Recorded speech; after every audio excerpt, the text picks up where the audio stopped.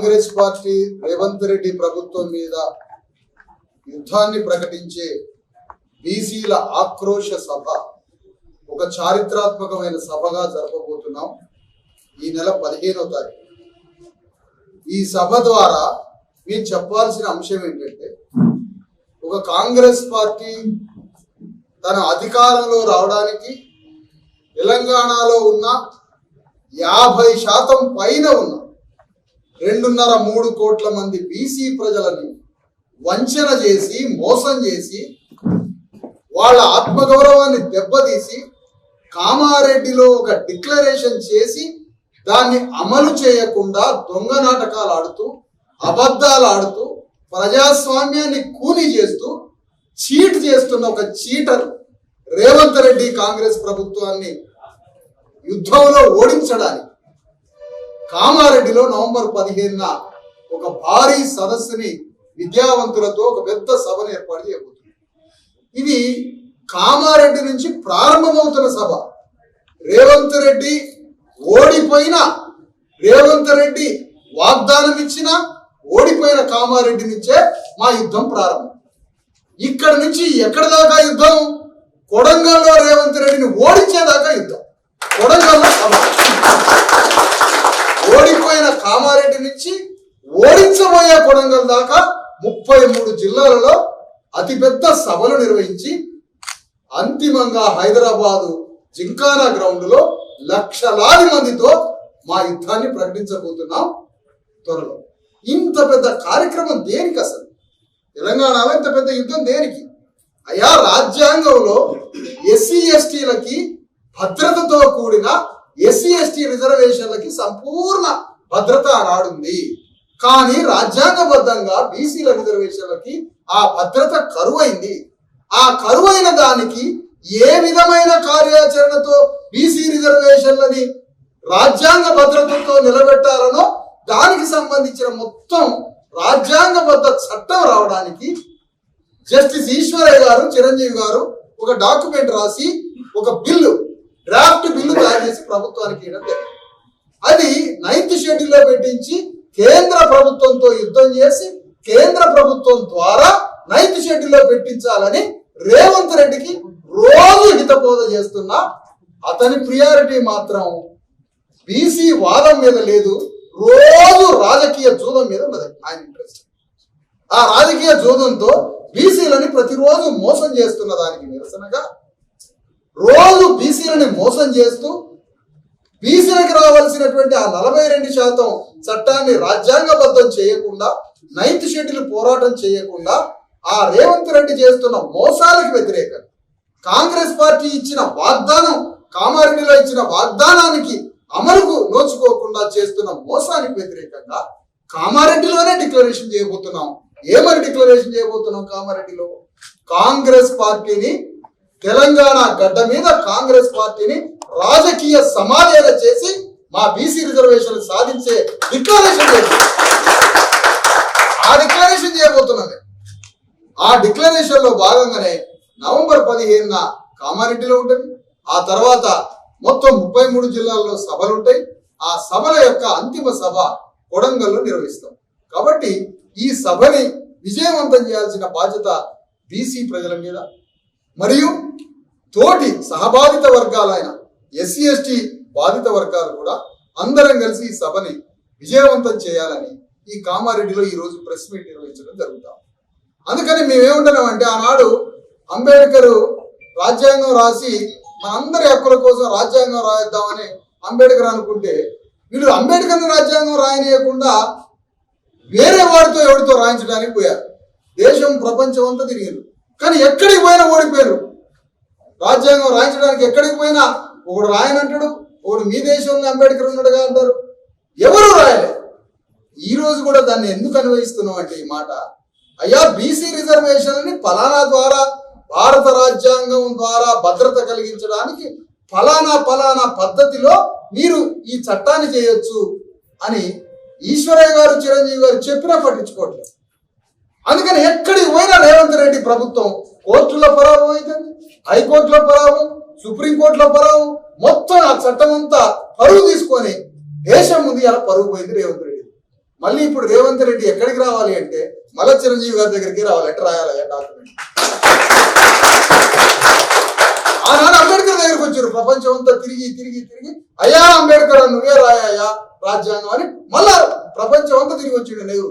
మళ్ళీ అంబేద్కర్ దగ్గరికి వచ్చి రాజ్యాంగం రాయించింది. మళ్ళా ఇప్పుడు చిరంజీవి సార్ దగ్గరికి వచ్చి డాక్యుమెంట్ రాయించుకొని పో, బిల్లు డ్రాఫ్ట్ బిల్లు రాయించుకో, రాజ్యాంగంలో పెట్టించేదానికి 9th షెడ్యూల్లో పెట్టడానికి కేంద్ర ప్రభుత్వం మీద యుద్ధానికి రేవంత్ రెడ్డి పోవాలని ఈ సందర్భంగా మళ్ళొకసారి ప్రస్ఫుటంగా చెప్తున్నాం. వాగ్దానం ఇచ్చినోడు రేవంత్ రెడ్డి, వాగ్దానం ఇచ్చింది కాంగ్రెస్ ప్రభుత్వం. బీసీలు రోడ్ల మీదకి వచ్చి యుద్ధం చేయాల్సిన కర్మ ఏంటి? రేవంత్ రెడ్డి యుద్ధం చేయాలి. బీజేపీ మీద రేవంత్ రెడ్డి యుద్ధం చేయాలి. నీ ఆర్డర్ ఆఫ్ ప్రియారిటీ ఏంటి? 3 కోట్ల మంది బీసీల పని వదిలిపెట్టి నీ ఆర్డర్ ఆఫ్ ప్రియారిటీ ఏంటి? అసలు నీ పని నిరంతర రాజకీయ చూద్దాం.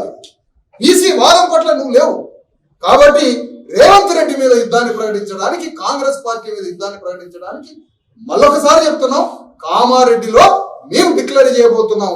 నీ రాజ్యాన్ని సమాధి చేసి తెలంగాణ గడ్డ మీద బీసీ ఎస్సీ ఎస్టీల రాజ్యాన్ని స్థాపించడానికి, నీ రాజ్యం చేసిన మోసానికి, నీ కాంగ్రెస్ పార్టీ మోసం చేసడానికి నీవు ఈ తెలంగాణని పరిపాలించే హక్కు లేదు. నువ్వు ఇమీడియట్ గా కేంద్ర ప్రభుత్వం మీద యుద్ధాన్ని ప్రకటించి మా బీసీ రిజర్వేషన్లని 9th షెడ్యూల్లో పెట్టించే ఒక పెద్ద యుద్ధానికి రేవంత్ రెడ్డి మీద ఒత్తిడి పెంచి అతన్ని మరి కేంద్ర ప్రభుత్వం మీద పోరాడే విధంగా, ఆ చట్టాన్ని తీసుకొచ్చే విధంగా రేవంత్ రెడ్డి మీద యుద్ధం చేయడానికే కామారెడ్డిలో రేపు సభని ప్రారంభించబోతున్నాం. మరి ఆ అతిపెద్ద సభకి, అతిపెద్ద సదస్సుకి అందరూ రావాలి. ఆ సభని విజయవంతం చేయాలి. ఆ సభలో బీసీలు, ఎస్సీలు, ఎస్టీలు అందరూ పాల్గొనాలి. ఆ సభను విజయవంతం చేయడం ద్వారా ఈ కాంగ్రెస్ ప్రభుత్వానికి బుద్ధి రావాలి. ఆ బుద్ధి వచ్చి వాళ్ళు కూడా పోరాటాన్ని మొదలుపెట్టాలి. ఇవాళ టిఆర్ఎస్ పార్టీ సైలెంట్ గా ఉంది ఈ చట్టం విషయం. బీజేపీ పార్టీ అసలు చెయ్యనని చెప్తాము. బీజేపీ పార్టీ చెయ్యను అని చెప్తా ఉంది. టిఆర్ఎస్ పార్టీ ఏమో మౌనంగా ఉంది. కానీ తెలంగాణ విషయంలో మాత్రం మీరు కష్టపడ్డారు. ఎందుకు? మీ వెలమరెడ్డి రాజ్యం రావడానికి. కానీ తెలంగాణలో ఉన్న 3 కోట్ల మంది బీసీల విషయంలో మాత్రం మీరు మౌనంగా ఉన్నారు. బీసీల విషయంలో మౌనంగా ఉండడం ఏంటి? ఒక్కొక్క పార్లమెంట్ బీజేపీ సభ్యుడిని గల్లా బట్టి రోడ్ల మీదకి ఇడుచుకొస్తాం. ఈ సమస్య కాంగ్రెస్ పార్టీ పార్లమెంట్ సభ్యుల్ని, బీజేపీ పార్లమెంట్ సభ్యుల్ని అహంకారంతో బీసీలను వంచడానికి ఒక్కడూ మాట్లాడకుండా దాక్కొని ఉన్నటువంటి బీజేపీ కాంగ్రెస్ ఎంపీలు ఎవరైతే ఉన్నారో ఈ ఎంపీలంతా ఒకటే. బీజేపీ, కాంగ్రెస్, బీఆర్ఎస్ పార్టీలు ముగ్గురు కలిసి ఎంపీలని పంచుకున్నారు. తెలంగాణ ముగ్గురు అవయవ దానాలు, కార్యం గుండె దానాలు చేసి అందరూ కలిసి 3 పార్టీలు ఏకమై పార్లమెంట్ ఎన్నికల్లో పాల్గొన్నారు. బీసీఎస్సీ ఎస్టీ నోట్ల మన్ను కొట్టి ముగ్గురు ఏకమై పార్లమెంట్కి పోయారు. మరి అలాంటి పార్టీలని రోడ్డు మీదకి వచ్చి సగానికి పైగా ఉన్న బీసీ ప్రజల గురించి చెప్పరా మీరు? 9వ షెడ్యూల్లో 9th షెడ్యూల్లో పెట్టించే రిజర్వేషన్ల విషయంలో బీజేపీ పార్లమెంట్ సభ్యుడు మాట్లాడ్డా? బీసీ రాజకీయ నాయకులు మాట్లాడరా? వాళ్ళని బజార్లో నడవలేం, వాళ్ళని ఎక్కడికక్కడికి ముట్టడి చేస్తాం. ఇంత ప్రజలంటే ఇంత తేలికనా, ఇంత చులకనా? అందుకని ఇదంతా రాజకీయంగా సమాధానం చెప్పాలి. ఆ విధంగా ఈ చట్టాన్ని తీసుకురావడానికి రాజ్యాంగబద్ధంగా 9th షెడ్యూల్లో చేర్పించే ఒక ప్రక్రియని వేగవంతం చేసే అతిపెద్ద ఒత్తిడి కార్యక్రమాన్ని ప్రభుత్వం మీద తేవడానికే ఒక్కొక్క జిల్లాకి పోయి సదస్సులు పెట్టబోతుంది. ఈ సదస్సుల ద్వారా 2.5-3 కోట్ల మంది ప్రజల్ని సమాయత్తం చేసి అంతిమంగా హైదరాబాద్ లో ఒక భారీ సదస్సు ద్వారా ఈ ప్రజలకి అతిపెద్ద చైతన్యాన్ని అందించి మరి రాష్ట్ర వ్యాప్తంగా జరిగే కార్యక్రమంతో పాటుగా బీజేపీ మీద కూడా ఒత్తిడి తెస్తాం, టిఆర్ఎస్ పార్టీని బజారుకి లాగుతాం. వీటితో పాటుగా ఈ బరువంతా రేవంత్ రెడ్డి నెత్తి మీద వేసుకొని కేంద్రం దగ్గరికి పోయి పని చేయించుకునే ప్రోగ్రామ్ ని మేము ఈ సభల ద్వారా, ఈ పోరాటాల ద్వారా చేయబోతున్నాం. రేపు కామారెడ్డిలో జరగబోయే సభలో భవిష్యత్తు మా పోరాట రూపాలు ఏ విధంగా ఉంటాయి, ఏ విధంగా పోరాడతాం, ఢిల్లీ మేము ఏ పరిధిలో పోయేస్తాం, టిఆర్ఎస్ మీద ఏ విధంగా యుద్ధం చేస్తాం, కాంగ్రెస్ ప్రభుత్వం మీద ఏ విధంగా యుద్ధం చేస్తాం, ఒక్కొక్క పార్లమెంట్ సభ్యుడిని, ఒక్కొక్క ఎమ్మెల్యేని ఏ విధంగా వాళ్ళ మీద మేము పోరాట రూపాలు ఏ విధంగా ఉంటాయి, ఇవి మొత్తాన్ని భవిష్యత్ కార్యాచరణని రేపు కామారెడ్డి సభ ద్వారా ప్రకటిస్తామని ఈ సందర్భంగా తెలియజేస్తూ, మరి ఈ విషయంలో మీడియా మిత్రులు మీ ధర్మంగా ఈ మీడియాలో ద్వారా ఈ ఫామ్ హౌస్ లో ఉన్న కేసీఆర్ దాక్కున్నాడు. అతను బీసీలందరినీ మోసం చేసి ఫామ్ హౌస్ లో దాక్కున్నాడు. ఇవాళ కేసీఆర్ మీ ప్రాంతమే, మీ ఊరోడే కోనాపూర్. మరి ఈ కోనాపూర్ ఉన్న ఈ కేసీఆర్ ఇవాళ ఫామ్ హౌస్ లో దాక్కొని ప్రతిపక్ష నాయకుడు అంటే నథింగ్ బట్ ముఖ్యమంత్రి. నంబర్ తేడానే, నంబర్ కరెక్ట్ ఉంటే ముఖ్యమంత్రి అవుతాడు. కానీ ఇవాళ ఆ అంతఃపుర అఘోర దాక్కున్నాడు. ఆ దాక్కున్న వ్యక్తిని బయటికి లాగుతాం, ఇక 100% లాగుతాం. బీసీల గురించి నువ్వు ఎందుకు మాట్లాడు? నిధులు నియామకాలు ఆంధ్రాకి తెలంగాణకి కొద్ది తేడా ఉంటే మొత్తం అది తెలంగాణ రాష్ట్ర సమస్య అయింది. 3 కోట్ల మంది బీసీల సమస్య మాత్రం తెలంగాణ సమస్య కాదు. అదేమో తెలంగాణ సమస్య కాదు. ఆంధ్రానికి తెలంగాణకి 500 టీఎంసీల నీళ్ల తేడా వస్తే అది భూస్వాముల భూములు పచ్చగా పంటలు పండించడం కోసం ఆంధ్రానికి తెలంగాణకి 500 టీఎంసీల నీళ్ల తేడా వస్తే వీడు 20 ఏళ్ళ నుంచి 70 ఏళ్ళ నుంచి యుద్ధం చేసి తెలంగాణ తెచ్చుకున్నారు.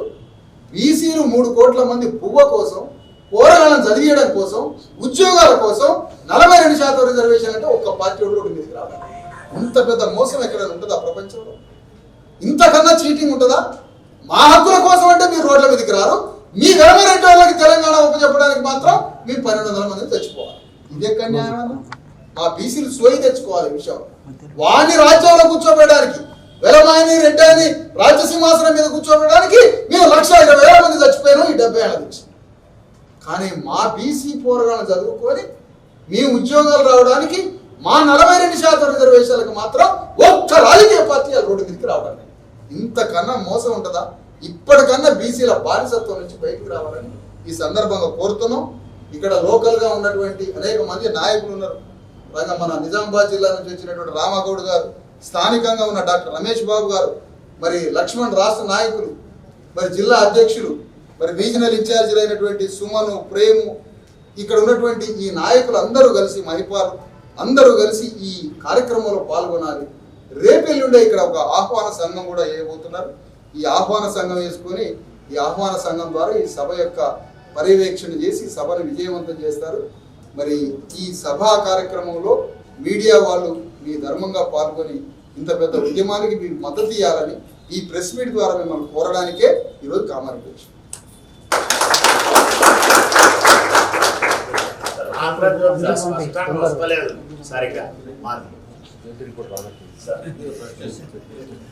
ఈడబ్ల్యూఎస్ 10% ఈడబ్ల్యూఎస్ 10% అమలు కోసం అడిగితే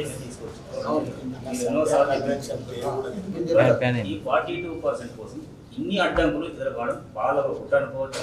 ఈ 75 సంవత్సరాలు ఇంత ఇప్పటికీ అడుగుతున్నా ఇంత అడ్లే కావాలి. ఒక్క మాట అన్న, దీని టెక్నికల్ వివరాలేమో సార్ వివరిస్తారు. నేను ఒక మాట అంటాను. రాజు ఇంతకుముందు పరిపాలించే రాజులు, ఒకప్పుడు రాజ్యాంగం రాయకముందు రాజే సర్వాధికారి, వాడు ఇష్టం వచ్చినట్టు శాసనం చేసుకునేది. ఈడబ్ల్యూఎస్సీ రిజర్వేషన్ చట్టం కూడా రాజు తన ఇష్టం వచ్చిన శాసనం రాసుకున్నాడు తప్ప అది పూర్తి అన్డెమోక్రాటిక్, కాన్స్టిట్యూషనల్ స్పిరిట్ కి అగేనిస్ట్ గా, ప్రజాస్వామ్యానికి వ్యతిరేకంగా రాజు తయారు చేసుకున్న శాసనం మాత్రమే. అది ప్రజాస్వామ్యం లేదు, ఏమీ లేదు. వాడు రాసుకున్నాడు, అమలు చేసాడు. అందుకని దాన్ని మేమేమంటాం అంటే ఈడబ్ల్యూసీని రేపు భవిష్యత్తులో అది తీసేయమనే డిమాండ్ కన్నా అగ్రకులాలను 10%లోనే బంధించి పారేయండి, బయటికి రాకుండా. 90% నువ్వు 10% రాసుకున్నావు కదా, నువ్వు 10% అని రాసుకున్నావు కాబట్టి నిన్ను అందులో బంధించి పారేస్తావు. నువ్వు బయటికి రావు. 90%లో మేము ఉంటాం, 10% నువ్వే చావు, అందులో చావు, నువ్వు బయటికి రావు. దాని సాంకేతికత వివరాలు ఇప్పుడు కలెక్టర్ గారు, మాజీ కలెక్టర్ గారు చిరంజీవి గారు చెప్తారు. ఈడబ్ల్యూఎస్ రిజర్వేషన్స్కి వస్తే 91లో పివి నరసింహారావు గారు 10% రిజర్వేషన్ వాళ్ళకి ఇవ్వాలని ఒక మెమో ఇచ్చారు. ఇస్తే ఏదైతే మండల్ కమిషన్ రిపోర్టు ఇందిరా సహాని కేసులో స్టడీ చేసిన ధర్మాసనమే ఈ 10% ఈడబ్ల్యూఎస్ రిజర్వేషన్ గురించి కూడా స్టడీ చేసింది. వాళ్ళు ఏమన్నారంటే 9 మంది జడ్జిలలో 8 మంది జడ్జిలు ఆర్థికపరమైన రిజర్వేషన్లు రాజ్యాంగ పరంగా చెల్లవని చెప్పేసి కొట్టేసింది. 92లో కొట్టేసిన దాన్ని 2005లో మన్మోహన్ సింగ్ గవర్నమెంట్ ఏం చేశారు, ఈ ఆర్థికంగా వెనుకబడ్డ వర్గాలకు రిజర్వేషన్ ఇద్దామనే ఉద్దేశంతో ఒక కమిటీ వేశాడు, మేజర్ సిన్హా. ఆ కమిటీ కూడా స్టడీ చేసి 2010లో ఒక రిపోర్ట్ ఇచ్చింది. అందులో ఎక్కడ వాళ్ళు 10% ఈడబ్ల్యూఎస్ రిజర్వేషన్ ఇవ్వాలని రాయాలి. 10% కాదు, 1% రిజర్వేషన్ కూడా రికమెండ్ చేయలేదు. కానీ 2019లో బీజేపీ గవర్నమెంట్ ఆ కమిటీ రిపోర్ట్ తీసి టకటకటక జనవరి 7 రోజు 2019 క్యాబినెట్ ఆమోదం 10% రిజర్వేషన్ ఇస్తుంది. అసలు అందులో లేనే లేదు. నేను అదే అడిగిన సార్, అందులో పాలకుల కుట్ర అనుకోవచ్చా?